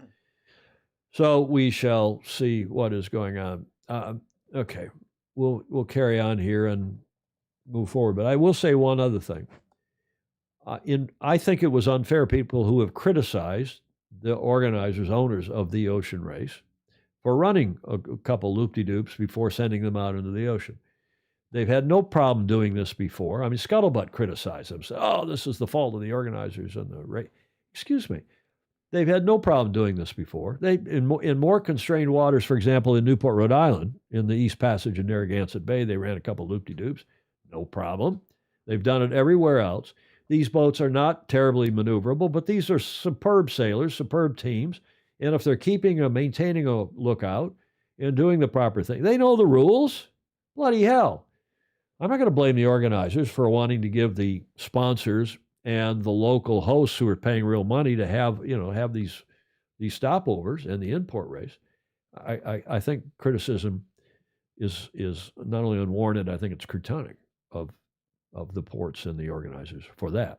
Now, the criticism of Guyot Environment is well deserved. They didn't do the right thing, obviously. Clark says that there's... Whoops. Let me back up, Julia. You got you saying. Say again. Clark says they do show on AIS as 11th hour 2. AIS. Yeah. As hour 2, not 11th hour. On AIS? Yeah. Okay, that's interesting. Thank you for that. Where is that? It's the fourth from the bottom. Replying at Gio turned it. Yeah, they do. Oh, okay, I see it. They do show on AIS as 11th hour 2. So there is 11th there. 11th hour 2. Okay. Must be another 11th hour. So you just, I have a lot of comments here. Clark saying, I am HO, in my humble opinion, Gio had 2 problems. No lookout on the bow, and 2, helmsman sitting to windward. Yes, well, either way, Clark, they were not maintaining a proper lookout as we go once again into our opening for this day in history. Do you know, Julia, what happened this day in history, the 20th of June, 1837? Oh. Here's your first clue. Okay. Which queen?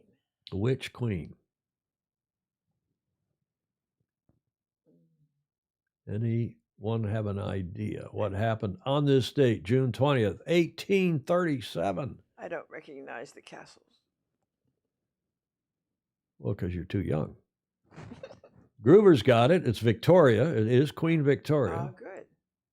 Vicky, Clark Chapin, is asking rather, that's an unceremonious, that's not very polite, Clark.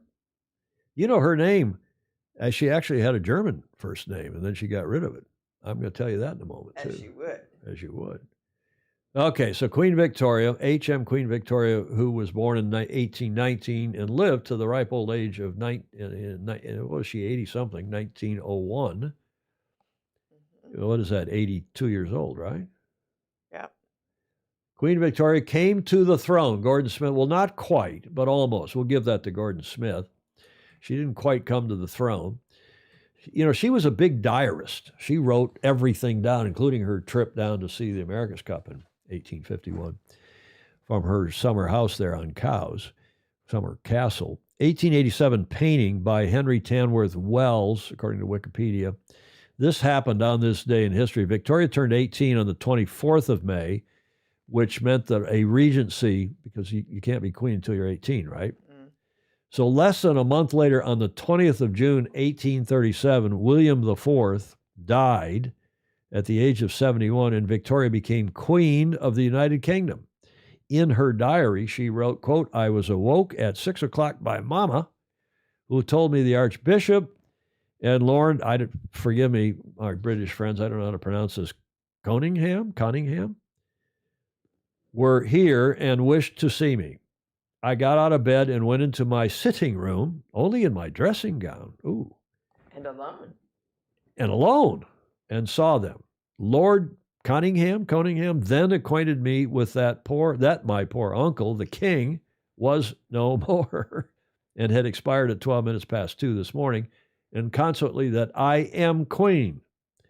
Official documents prepared on the first day of her reign described her as Alexandrina, which was a German name, Victoria, but the first name was withdrawn at her own wish and not used again.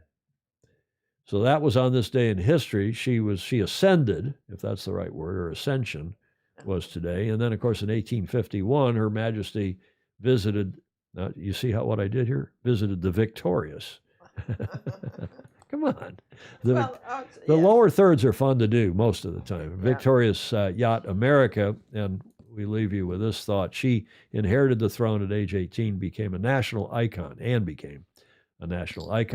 Her reign of 63 years and 7 months was longer than that of any other British monarch before her, until overtaken by her great-granddaughter Elizabeth II, 2015. Her reign is known as the Victorian era, as you all know. It was a period of industrial, cultural, political, scientific, and military change within the UK, and was marked by a great expansion of the British Empire. Event of interest today, 1837, as she ascended the British throne. She wasn't, her coronation as usual was some weeks or months later. She ruled for 63 years until 1901. That was 186 years ago. Your Majesty, there is no second. You know, that was probably apocryphal. It's a great story. I'm not sure that her signalman actually said that. Wouldn't you have said it? I wouldn't have been that clever.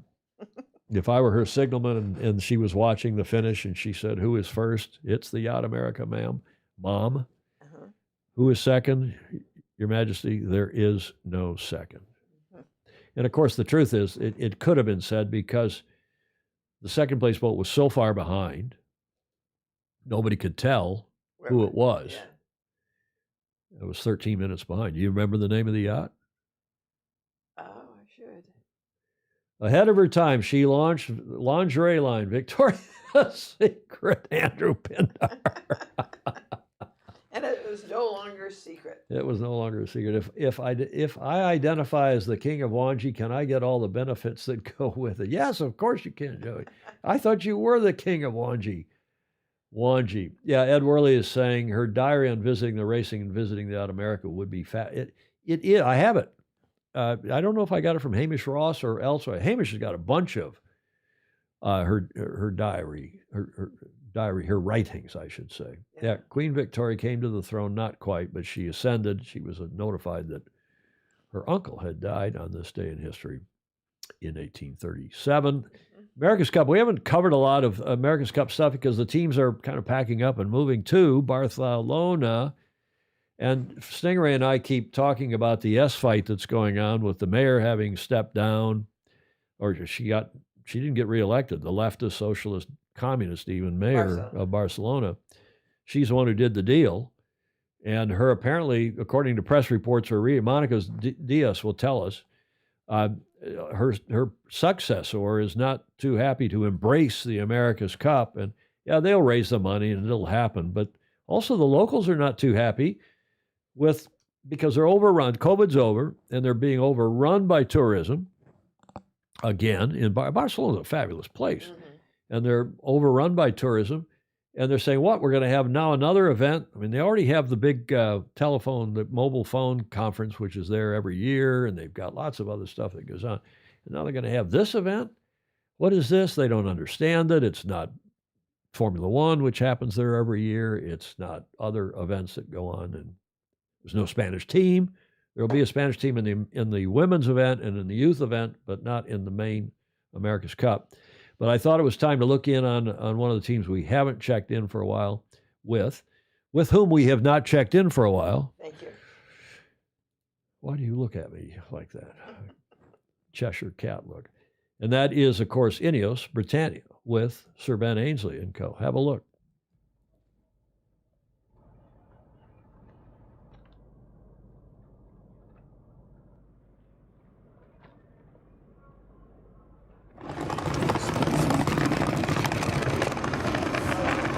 Lee McMillan, you were starboard side trim and flight control today. Final day for the team in Palma. What was the goal when you left the dock this morning? What did you have to tick off? Yeah, we just had a few items still to tick off before we shut shop here in Palma. And it was a glamour kind of sea breeze day, so we wanted to get out there and have a really efficient day, get it all ticked off. And just kind of polish things off before we pack up and head off to Barcelona. It was a really nice day, glamour conditions, the boat was performing really nicely, and we felt like we had it well dialed in today. You talk about the boat performing nicely. How much confidence has this training camp given you in the systems on the boat that may transfer onto the big boat?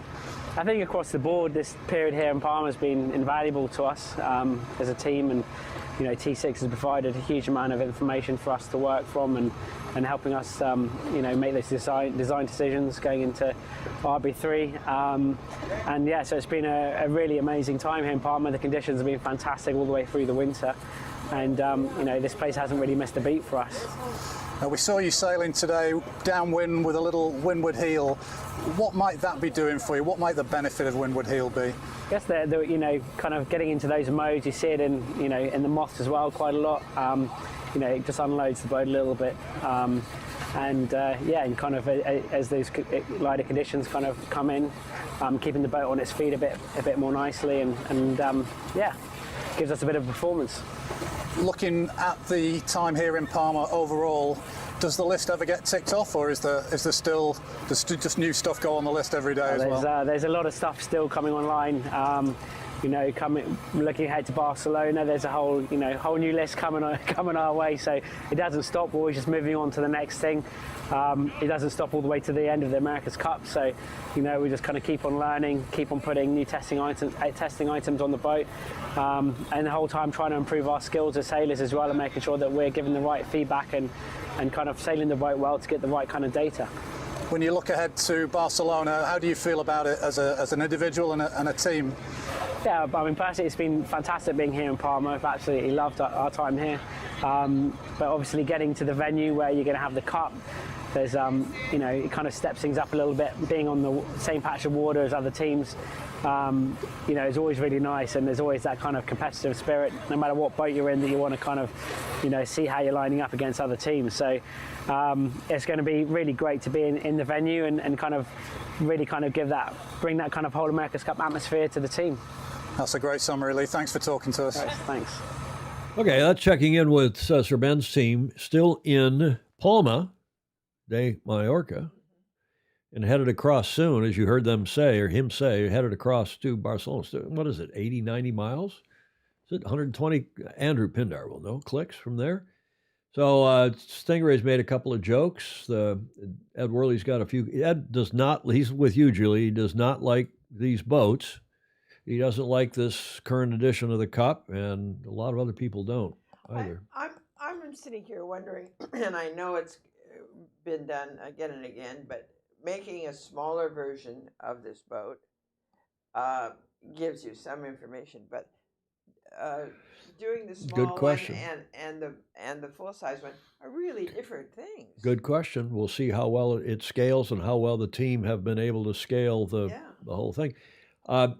Push your mic up, please, just a bit to your mouth. Thank you. It's a who knows? And of course, American Magic have been in the big boat. Kiwis have been in the big boat. Yeah. And Luna Rosa, Alinghi have been in the big boat. So we'll see how well this all goes. It's a very good question. What other comments? Anything else? I'm guessing this guy is looking forward to how the drinks in Barcelona are cheaper than in Palma. It probably is, especially in the summertime. But who knows? Who knows? If you're just joining us, we're an hour and 33 minutes into today's show. We do this every Tuesday and Friday at 1300 Pacific, year-round, 2000 UTC. Julia, I went back and looked at what we were doing 6 years ago this week. The America's Cup was on in Bermuda.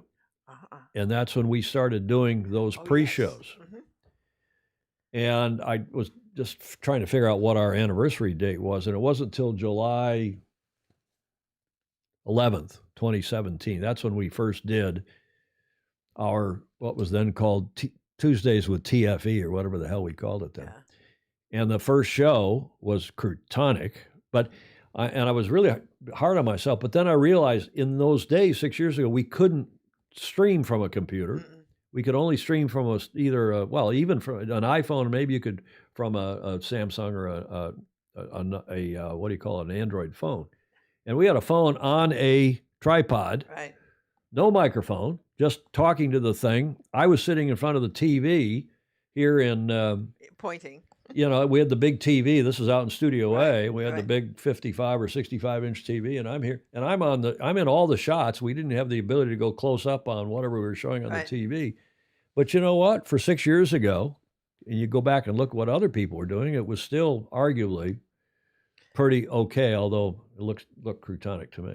Well, I know, but you have gone a million miles. You weren't even in the shot. You were sitting in the brown ugly. You could hear your voice. That chair I used to call the brown ugly, that old IKEA chair, and you were looking at comments because we were live. Yeah. And you were saying, oh, so-and-so said this and thus and such. But it was now that we started doing those pre-America's Cup shows, because there was no pre-show, at least here in the States. There was in New Zealand, I think. So for the half an hour before NBC went live, we'd do that show. And eventually everybody was watching, including the umpires. Yes. Including the people at the Royal New Zealand Yacht Squadron. They were putting it up on their screen. And it was good fun. Yeah, it was. And that started what we're doing today. 6 years ago, starting July, what did I say? 11th, thank you, of 2017. So we're coming up on our 6-year anniversary. Hard to believe. Okay, enough of all that. It could have been 60 for all I know. Well, exactly. But good fun, and we appreciate all of you joining us for these shows every Tuesday and Friday. And we now have a fun couple of segments here to wrap this one up. A Fozy Focus with friends of Sailing Illustrated. Of course, that's what Fozy is. Cool people. And we go to the Rose Cup. And, of course, the Rose Cup named after Andy Rose, who's our good friend, and also a Fozy.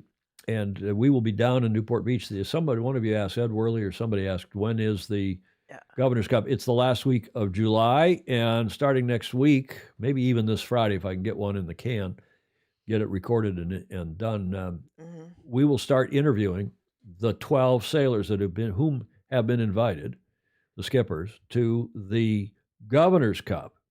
And the Rose Cup, which is the U.S. Youth Match Racing Championship, starts tomorrow. And the winners of that will be invited as well to the Gov Cup. They are every year. So we got some cool people involved here, including, of course, Andy. And the 10 teams are vying for the Rose Cup. That's being held starting tomorrow up in Sheboygan, Wisconsin, the U.S. Youth Match Racing Championship for the Rosé Cup, as we call it. Andy was called Rosé by the Aussies when he sailed with them back in '77. And it will be hosted, that is the Rosé Cup, by Sail Sheboygan and the Sheboygan Yacht Club tomorrow through the 25th. Can we watch that at all?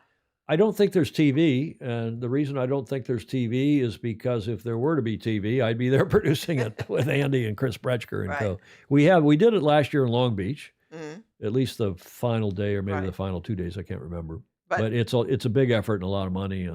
But that means it is not available on video. It is not, to my knowledge. And maybe they're doing some video wrap-up each day. I don't know, but I don't believe there's live television coverage. But there is. Yes. Dave Perry, another Fozy. Dave Perry, Southport, Connecticut, a 5-time U.S. match racing champion, will lead an advanced match racing clinic on Wednesday and Thursday, 21st and 22nd, ably assisted by match racing and youth sailing coach Ryan Davidson. Very smart sailor, good sailor, Gov Cup vet from Charleston, South Carolina. Quote, I'm really excited to work with the 40 sailors competing this week at the U.S. Youth Match Racing Championship, said Perry. They are the best youth match racers in the country and will soon be competing at the college level and for the U.S. Open and Women's Match Racing Championships. We talk about this not only because these are cool people, and all of whom have been on the show, at least so far, but also because the reason I submit to you, the reason why match racing, youth match racing is so good in this country is because of this event and people like, especially Dave Perry, but also the Hardy Cup in Australia, the Harkin Cup in New Zealand, and the other match racing events in Australia and New Zealand, and increasingly now in Europe. We're starting to see some good kids come out of Sweden and Denmark, and of course the UK. We had Maddie Whitfield on the show here again, who's now living in Seattle and won the British Youth Match Racing Championships more than once. And good stuff. This is great for the sport. I commend it to you. And if your country is not doing it, I hope you will. Now, two of the kids competing in this event up in Sheboygan include Justin and Mitchell Callahan. They are twin brothers who are coming off a win at the Intercollegiate Sailing Association's Team Race Nationals, where they were part of Harvard's winning team. They're both freshmen. Callahan was also a competitor in the finals of last year's Rose Cup his team is sure to bring some excitement to this year's event, and indeed it is. I haven't had them on the show, I don't think. They were at the Rose Cup last year in Long Beach when we did that television, but we will be interviewing one or Mitchell's the driver, and his brother, or Justin's the driver, and Mitchell's doing bow at Gulf Cup if they assuming they win this event. They will probably be one of the top two. In fact, it looks like the top two will both qualify. Their dad is a long-time friend and a really cool guy, New York Yacht Club member and more. They live in Florida. And a year ago, when these kids were signing their letters of intent to go to Harvard, not Stanford, sorry, Julie, Harvard, to sail for Harvard, it was a big deal in South Florida, so much so that CBS Channel, I think it's 8, in Miami, covered the signing ceremony. Have a look.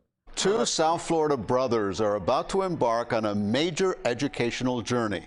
They're going to Harvard to compete in a sport that made a major difference in the life of their father.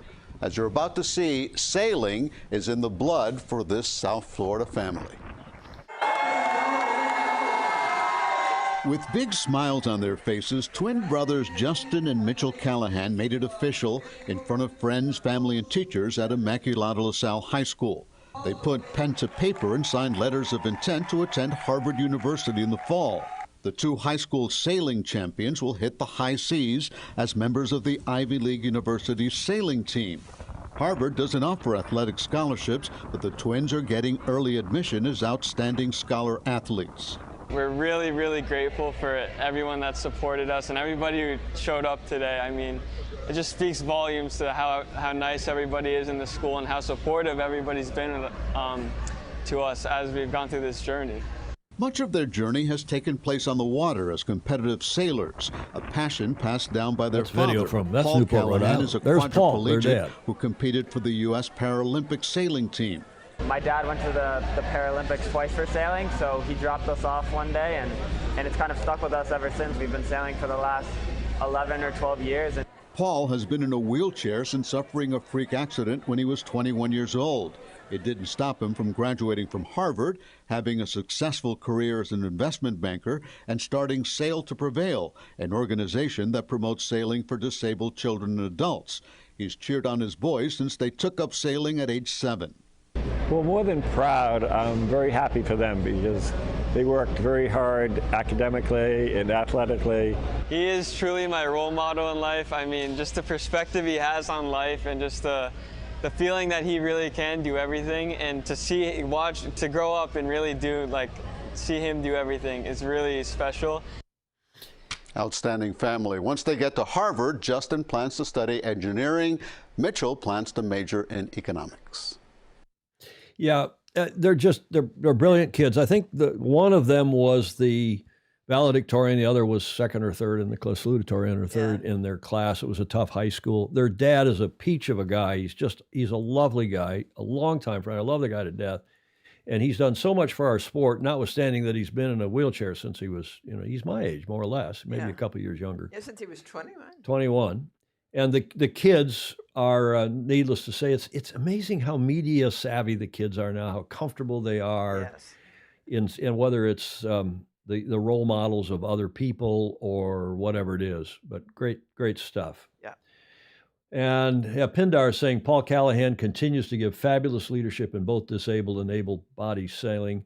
Always the best catch-up in Newport or Florida. Good point, Andrew Pindar. And a great role model, Lunabos is saying. Yeah, I think that cursor, I'm looking at I don't see the cursor. I think when I recorded a couple of those videos this morning, it must have cropped up. Apologies for that. What a nice video. Yep, and as James Bland is saying, fraternal twins. So not identical, apparently. Mm-hmm. But nonetheless, bright kids, good sailors, and we'll see how they do this week at the Rose Cup, and hopefully we'll see them at the Governor's Cup at the end of July. That gets us to the last leg. And we had some reportage on Friday's show last week about the Norotan Yacht Club hosting the inaugural Sinclair Women's Championship, which was last weekend, the 16th, 17th, 18th. It was a huge success. Our fuzzy was there, Rick Bannerow. He took some photos and wrote an article or 2 or 3. And here's the fine print. Sarah Waters from Oxford, Maryland, a hell of a good sailor, representing St. Mary's College as an alumna, as a graduate, handily won the first Susan Widman Sinclair Women's Championship hosted by Noroton on the north shore of Long Island Sound in Darien, Connecticut, south shore of Connecticut, on the shore of Connecticut shore. Sailing in sonars with teammates Gloria Kevlichuti, hope that was right, Catherine Shanahan, and Sophie Taksak. Waters won the first race, regained the lead at the end of day 2, and another win, and wrapped up the regatta on Sunday, including a third race win. Noroton provided all evenly matched sonars for the event and on the water umpiring. By all accounts, it was a terrific event. It's great for sailing, fleet racing with umpires, women's event, high class, high quality, run by a quality yacht club, Noroton Yacht Club. And here is Rick Bannerow's interview with the winner. Greetings, Tom and Julia and all the Fozzie. This is the Fuzzy Fozzie reporting from Noroton Yacht Club. We have just wrapped up the Sinclair Regatta, the inaugural event, and I'm sitting here next to the winner, captain, part of Team St. Mary's. Yep. Introduce yourself. Hi, I'm Sarah Morgan Waters, and yeah, I was sailing with a St. Mary's College of Maryland alumni team. You have not sailed much in Long Island Sound. Yep, this is maybe one of the first times I've sailed here since I was maybe a kid. Beautiful venue. Wind, cooperated enough to have a fair regatta.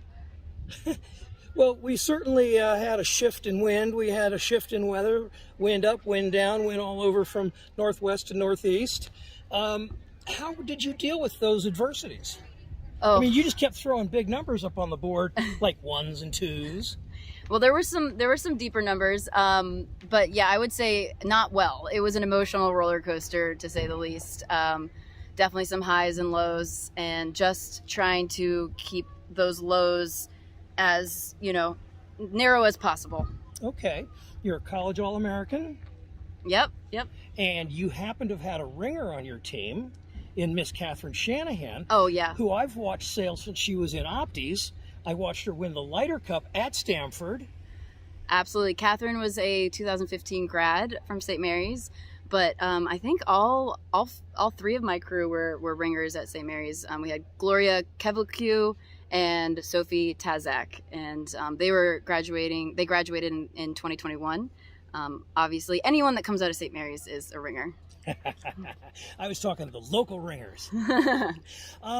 What's next? You're off to Block Island or next week? No, next week I'm actually back in sonars at New York Yacht Club, Corinthian Yacht Club, sailing the 3v3 Thayer Trophy, also named after a woman. Okay. There, and we'll be racing against some, top team racing teams. Excellent. Well, one of the nice things about sailing sonars out of Noroton was this is Bruce Kirby's home club. God rest his soul. Yeah, I think it was an omen because actually when we first got here, we drew the number to sail in his boat named after him.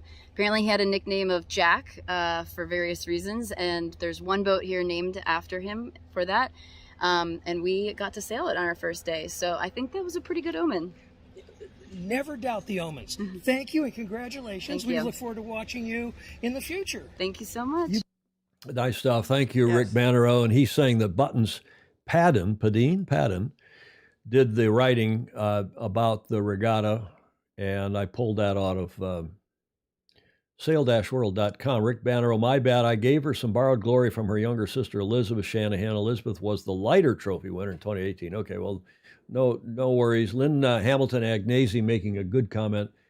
Their mom, meaning the Callahan twins' mom, is pretty awesome too. You know what? I don't know if I know their mom, probably have met her at a cocktail party at New York Yacht Club or something, but this gal's fantastic. St. Mary's a great collegiate sailing program, but the point again of all this, Julia, is to see how much great women's sailing and how it seems to be on the rise. Yes. And Andrew Pindar is quite involved in the, speaking of your coat, the Magenta project, everybody's pointing out that is Magenta. That's magenta. I called it purple in you when I was coming out of wardrobe, and I said, "What color are you in, Julia?" And I looked in here, and I thought it looked purple to me, but it's magenta. The Magenta Project, which, of course, Pindar is involved with. And it's nice to see increasingly. It seems like every week there's more and more women's racing, cool stuff going on. Bravo, Zulu. Some nice photos that Rick Bannerow did take. I can assure you that even though somebody else may have done the writing in the article, but he did take these photos at Norotan Yacht Club in the sonars of women having fun and sailing hard, sailing well over the weekend. They did have some light patches, but they also had some breeze.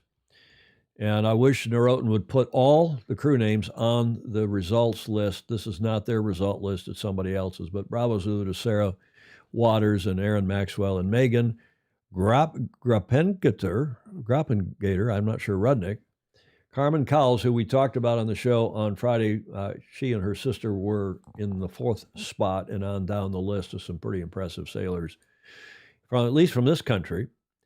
And go ahead. It's just nice to see the names of the sailors, which we often don't have, and it's really nice to do. Names and pictures. And pictures. And names Great. with pictures. Mm-hmm.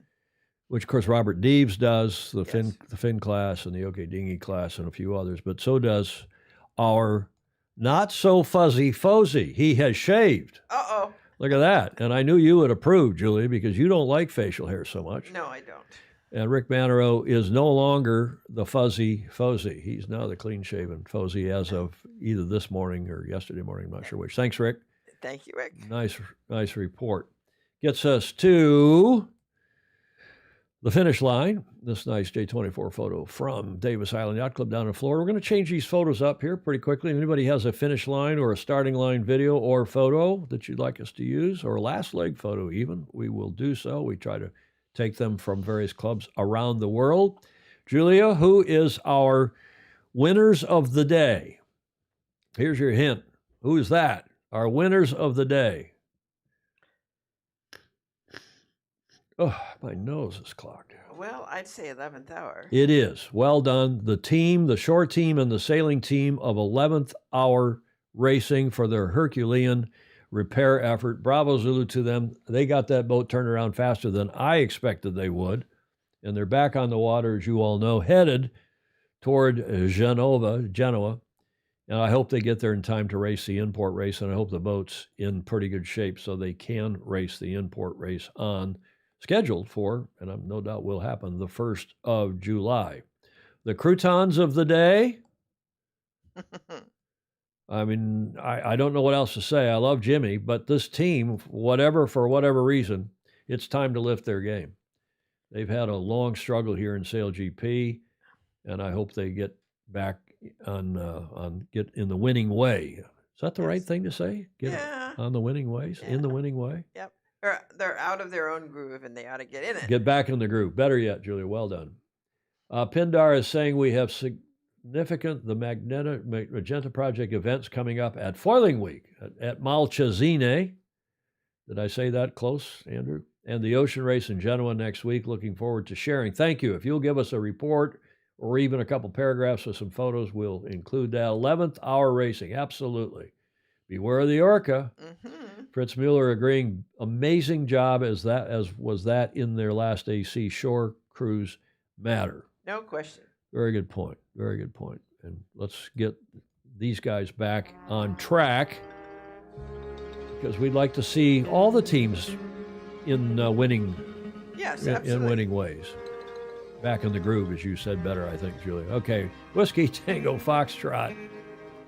And here is the first one, this courtesy of Joe Holtzman. All the other women in the office are suing you for sexual harassment. Since you haven't sexually harassed me, I'm suing you for discrimination. So be it. Oh, is that croutonic? It's perfect. Huh?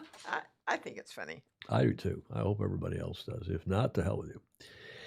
This one was sent in by a couple of you. We've been trying to reach you about your yachts. Extended warranty. That came from Chapin and Homchick. Paul sent it. He was really disappointed. He thought he was getting an exclusive, and I said, no, I've already had it from at least one other person. So, but nonetheless, a terrific one. Thank you, Clark and Paul. Finally, only Ryman would find this, and Julie, excuse the the somewhat assholic language. I realized I might have a road rage problem when my son started yelling, "Pick a lane, you a-hole," in the grocery store. Kids mimic their parents, right? I know. It's sad Absolutely. what they do. Okay, that's Ted Ryman, of course, from the esteemed Republic of South Africa. Thanks, Ted. We appreciate it very much. Julia, your witness. Yes.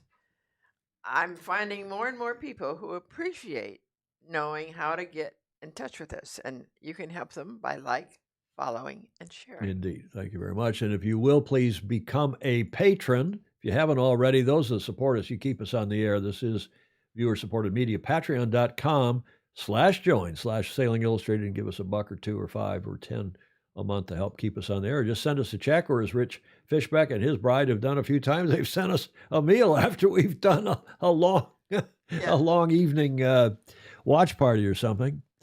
And Peter Taylor has sent you and me, I guess both of us, a bottle of Casamigos, the famous tequila. Yeah. And they last a long time because we don't drink much, especially anymore. Yes, and I save it for occasions. Exactly. Ted Ryman, thank you. Another fab show. People are laughing. Shields is saying, Jody's saying, my opinion is they're pushing too hard, making by too many mistakes, putting them back in the pack. They need to strip it back. I think he's talking about Jimmy and Co. Have a great week, everyone, and thanks to all who contribute. Indeed, Gordon Smith, we want to thank everybody who contributes, especially the media that we get for this show, the video and the images, and, of course, the audio. We appreciate it very much. We love to do the show for you, the Fosey.